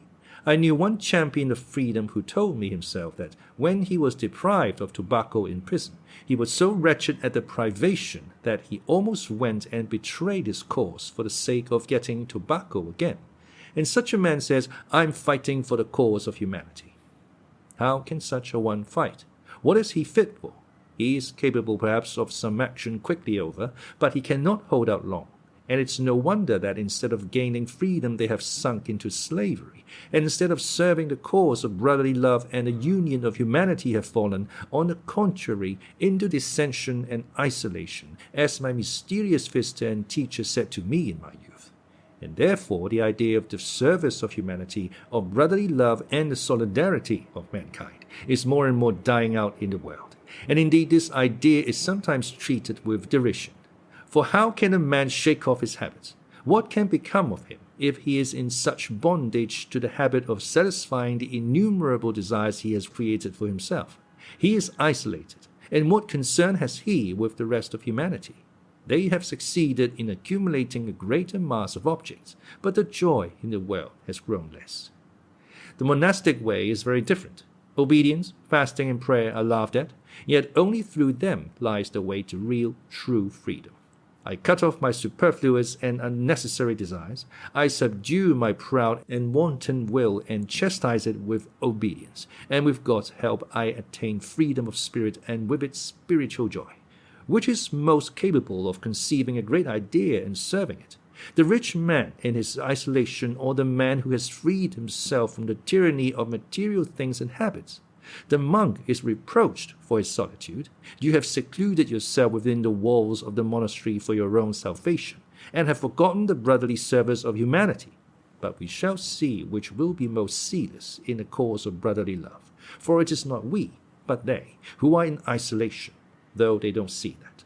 Of old leaders of the people came from among us, and why should they not again? The same meek and humble ascetics will rise up and go out to work for the great cause. The salvation of Russia comes from the people, and the Russian monk has always been on the side of the people. We are isolated only if the people are isolated. The people believe as we do, and an unbelieving reformer will never do anything in Russia, even if he is sincere in heart and a genius. Remember that. The people will meet the atheist and overcome him, and Russia will be one and orthodox. Take care of the peasant and guard his heart. Go on educating him quietly. That's your duty as monks, for the peasant has God in his heart. Of masters and servants, and of whether it is possible for them to be brothers in the spirit. Of course, I don't deny that there is sin in the peasants too, and the fire of corruption is spreading visibly, hourly, working from above downwards. The spirit of isolation is coming upon the people too. Moneylenders and devourers of the commune are rising up. Already the merchant grows more and more eager for rank, and strives to show himself cultured, though he has not a trace of culture, and to this end meanly despises his old traditions, and is even ashamed of the faith of his fathers. He visits princes, though he is only a peasant corrupted. The peasants are rotting in drunkenness and cannot shake off the habit. And what cruelty to their wives, to their children even, all from drunkenness. I've seen in the factories children of 9 years old, frail, rickety, bent, and already depraved. The stuffy workshop, the din of machinery, work all day long, the vile language, and the drink. The drink. Is that what a little child's heart needs? He needs sunshine, childish play, good examples all about him, and at least a little love. There must be no more of this, monks, no more torturing of children. Rise up and preach that. Make haste, make haste. But God will save Russia. For though the peasants are corrupted and cannot renounce their filthy sin, yet they know it is cursed by God, and that they do wrong in sinning, so that our people still believe in righteousness, have faith in God, and weep tears of devotion. It is different with the upper classes. They, following science, want to base justice on reason alone, but not with Christ, as before, and they have already proclaimed that there is no crime, that there is no sin, and that's consistent. For if you have no God, what is the meaning of crime? In Europe, the people are already rising up against the rich with violence, and the leaders of the people are everywhere leading them to bloodshed, and teaching them that their wrath is righteous. But their wrath is accursed, for it is cruel.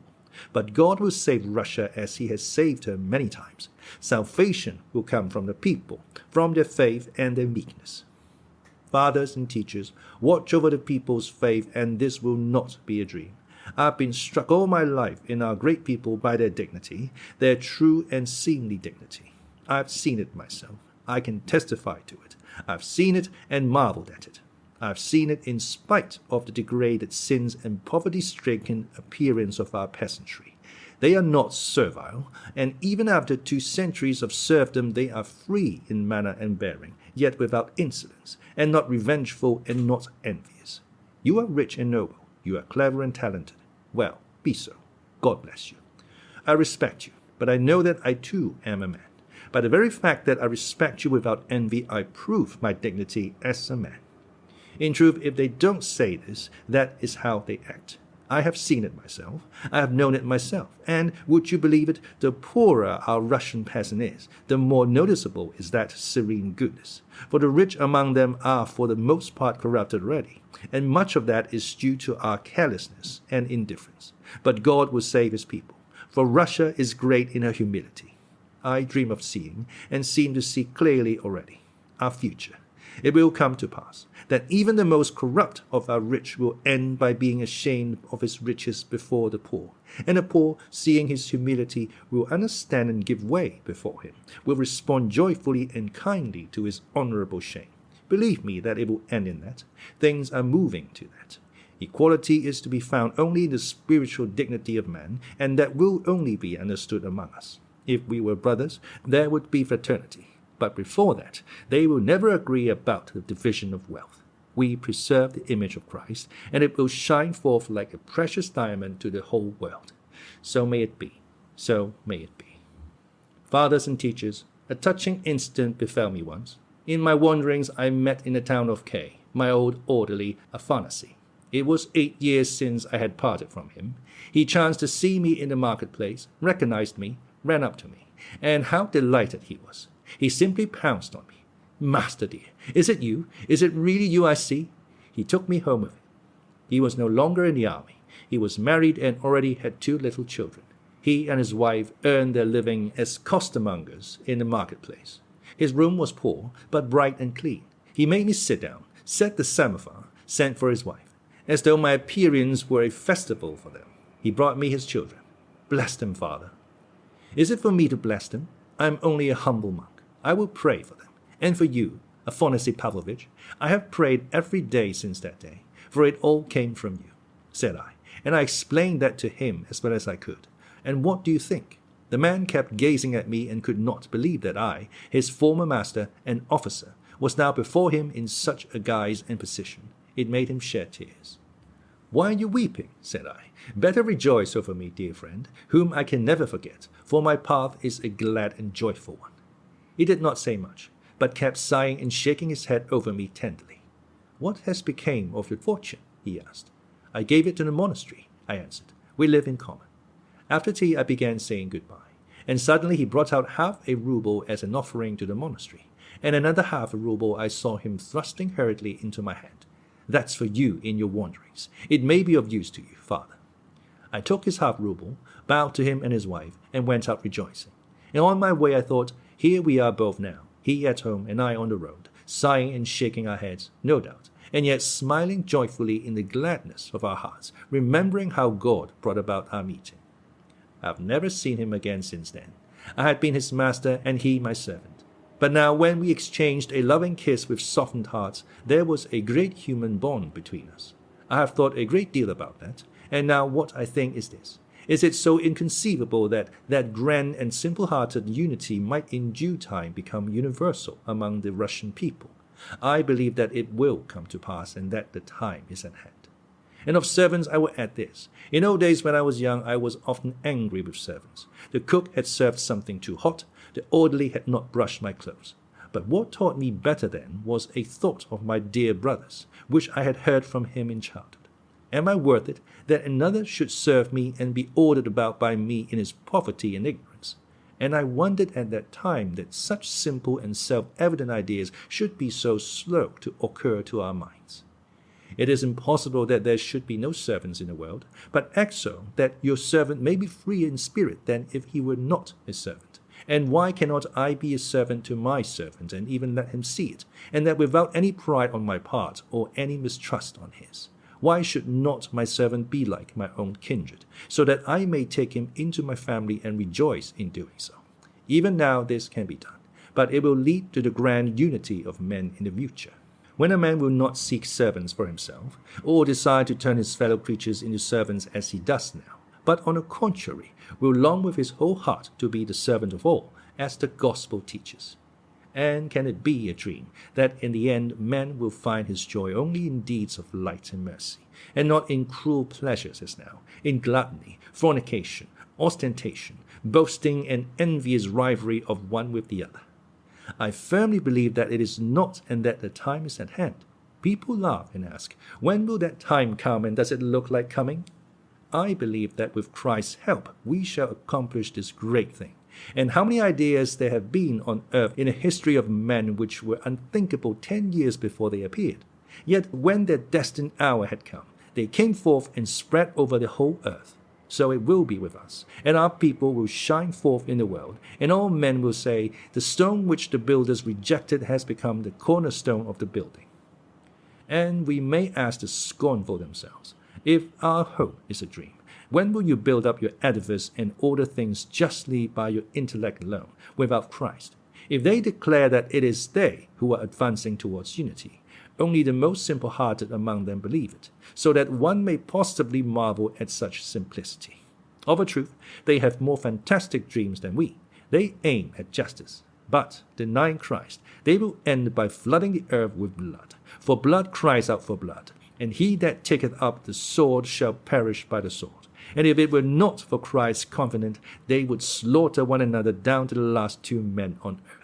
And those 2 last men would not be able to restrain each other in their pride, and the one would slay the other and then himself. And that would come to pass, were it not for the promise of Christ that for the sake of the humble and meek the days shall be shortened.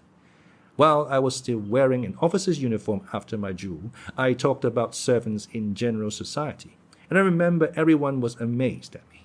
What? They asked. Are we to make our servants sit down on the sofa and offer them tea? And I answered them, why not? Sometimes at least.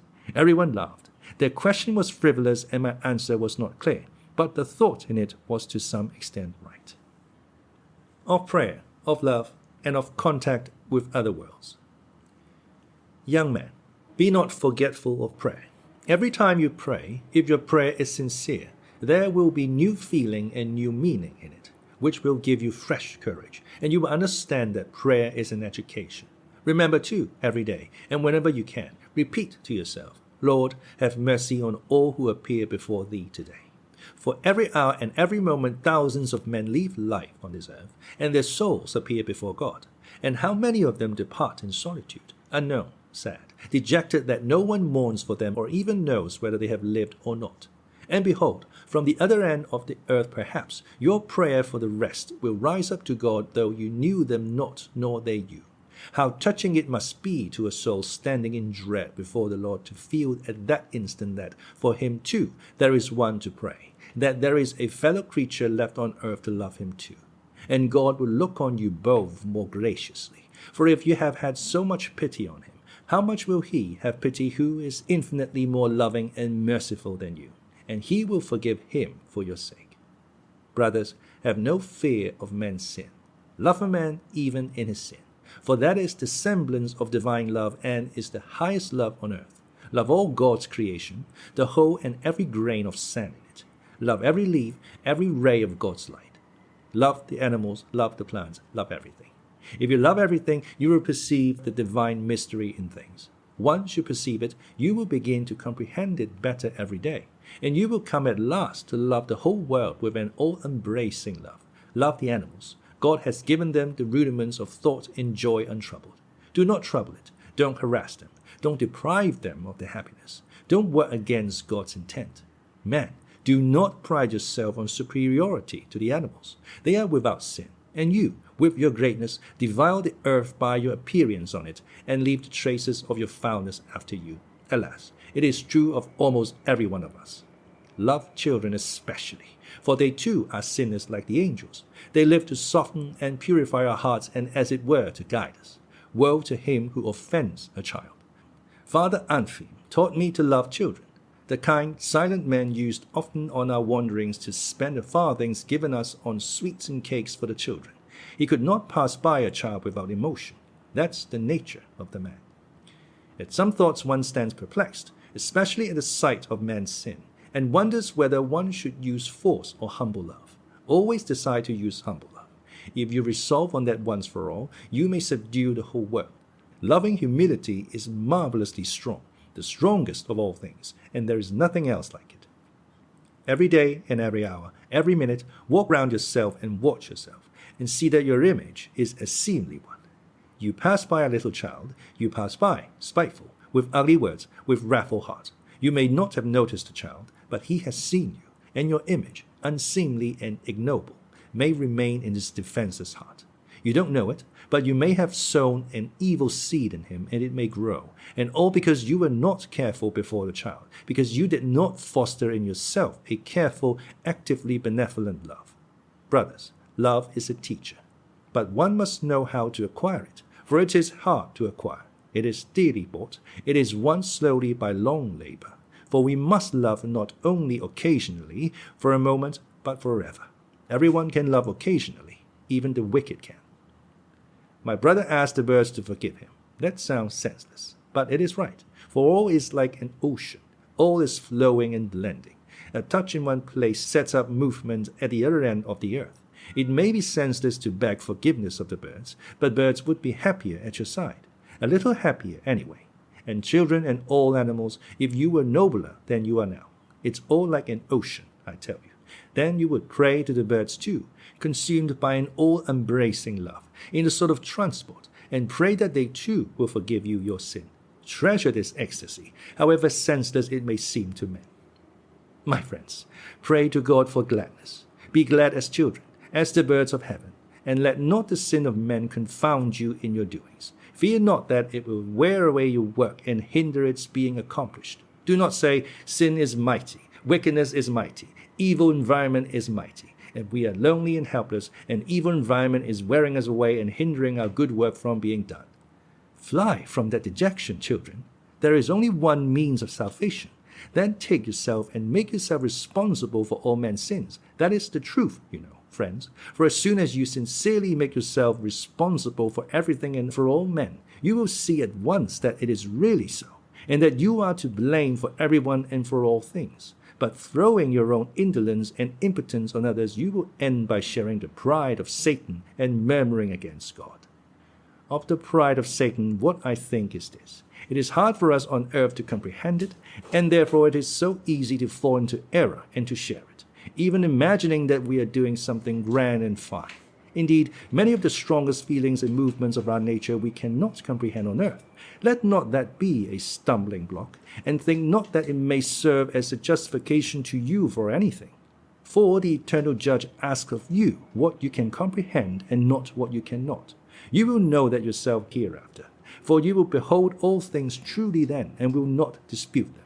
On earth, indeed, we are as it were astray. And if it were not for the precious image of Christ before us, we should be undone and altogether lost, as was the human race before the blood.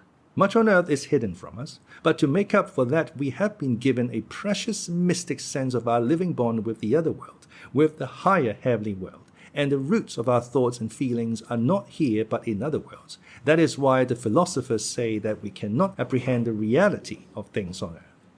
God took seeds from different worlds and sowed them on this earth. And his garden grew up and everything came up that could come up. But what grows lives and is alive only through the feeling of its contact with other mysterious worlds.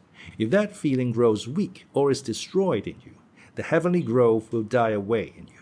Then you will be indifferent to life and even grow to hate it. That's what I think. Can a man judge his fellow creatures? Faith to the end. Remember particularly that you cannot be a judge of anyone, for no one can judge a criminal until he recognizes that he is just such a criminal as the man standing before him, and that he perhaps is more than all men to blame for that crime.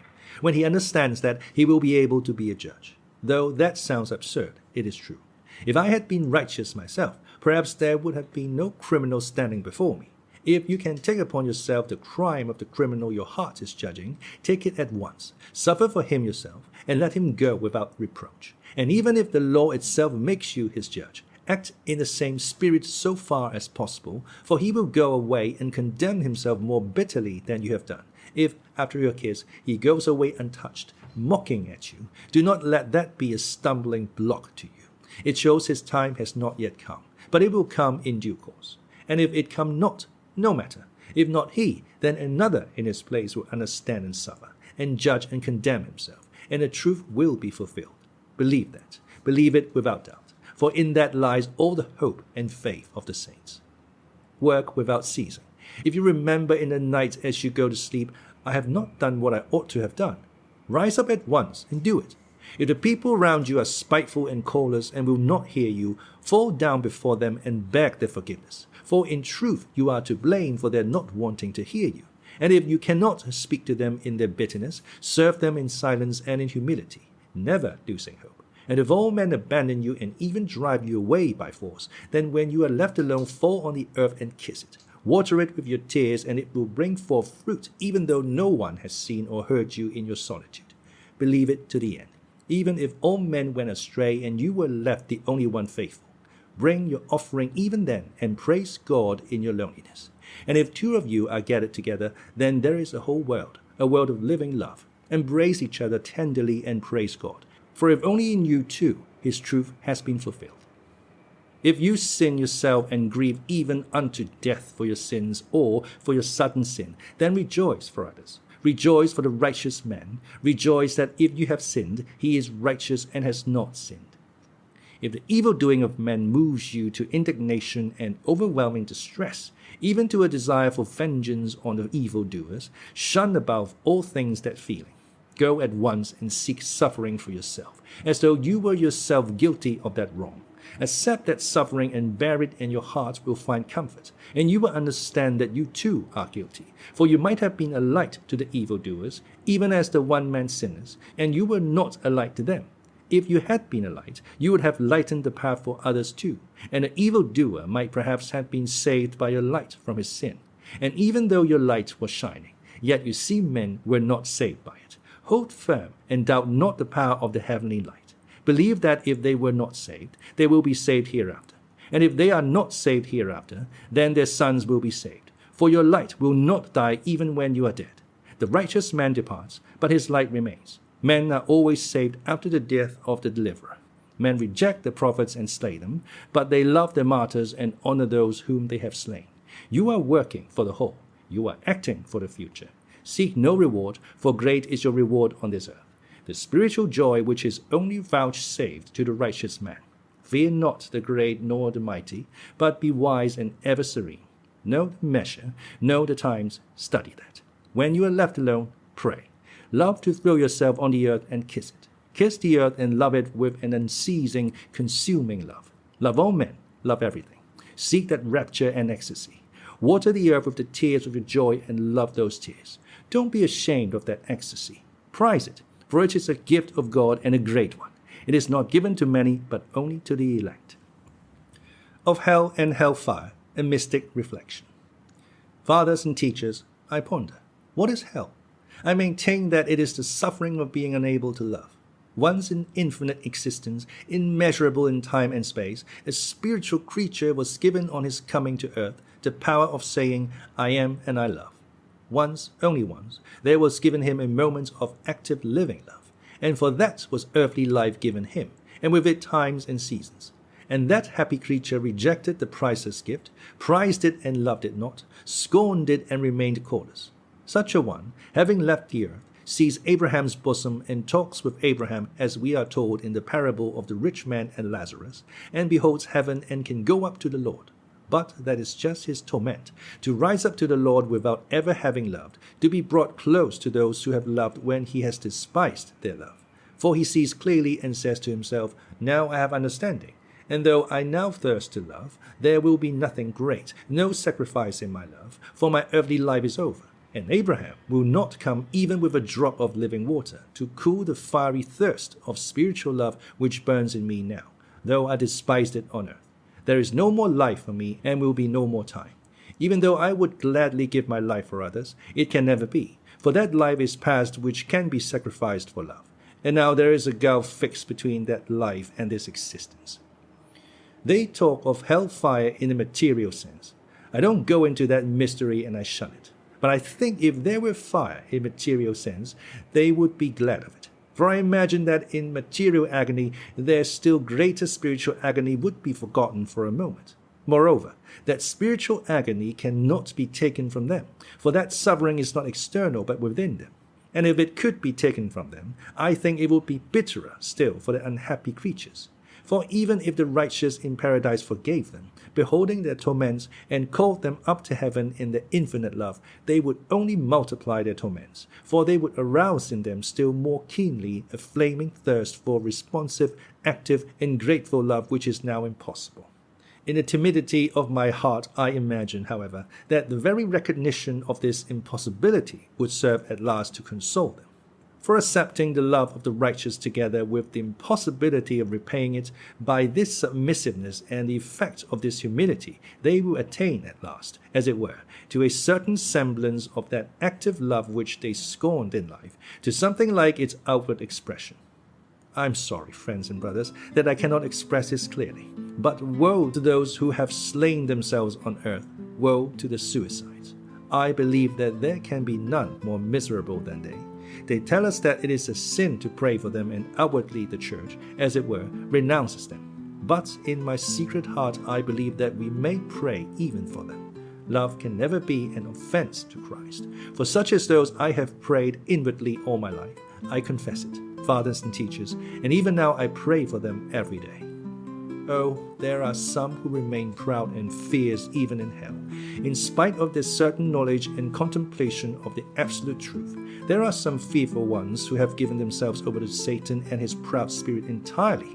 For such, hell is voluntary and ever-consuming. They are tortured by their own choice, for they have cursed themselves, cursing God and life. They live upon their vindictive pride like a starving man in the desert sucking blood out of his own body. But they are never satisfied, and they refuse forgiveness. They curse God who calls them. They cannot behold the living God without hatred, and they cry out that the God of life should be annihilated, that God should destroy himself in his own creation. And they will burn in the fire of their own wrath forever and yearn for death and annihilation, but they will not attain to death.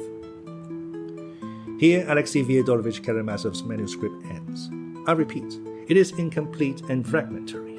Biographical details, for instance, cover only Father Zossima's earliest youth. Of his teaching and opinions, we find brought together sayings evidently uttered on very different occasions. His utterances during the last few hours have not been kept separate from the rest, but their general character can be gathered from what we have in Alexei Fyodorovich's manuscript. The elder's death came in the end quite unexpectedly, for although those who were gathered about him that last evening realized that his death was approaching, yet it was difficult to imagine that it would come so suddenly.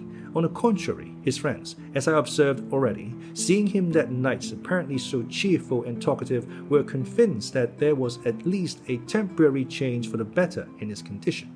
Even 5 minutes before his death, they said afterwards wonderingly, it was impossible to foresee it. He seemed suddenly to feel an acute pain in his chest. He turned pale and pressed his hands to his heart.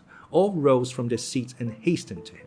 But though suffering, he still looked at them with a smile, sank slowly from his chair onto his knees, then bowed his face to the ground, stretched out his arms, and as though in joyful ecstasy, praying and kissing the ground, quietly and joyfully gave up his soul to God. The news of his death spread at once through the hermitage and reached the monastery. The nearest friends of the deceased and those whose duty it was from the procession began to lay out the corpse according to the ancient ritual, and all the monks gathered together in the church. And before dawn the news of the death reached the town. By the morning all the town was talking of the event, and crowds were flocking from the town to the monastery. But this subject will be treated in the next book. I will only add here that before a day had passed, something happened so unexpected, so strange, upsetting, and bewildering in its effect on the monks and the townspeople, that after all these years, that day of general suspense is still vividly remembered in the town.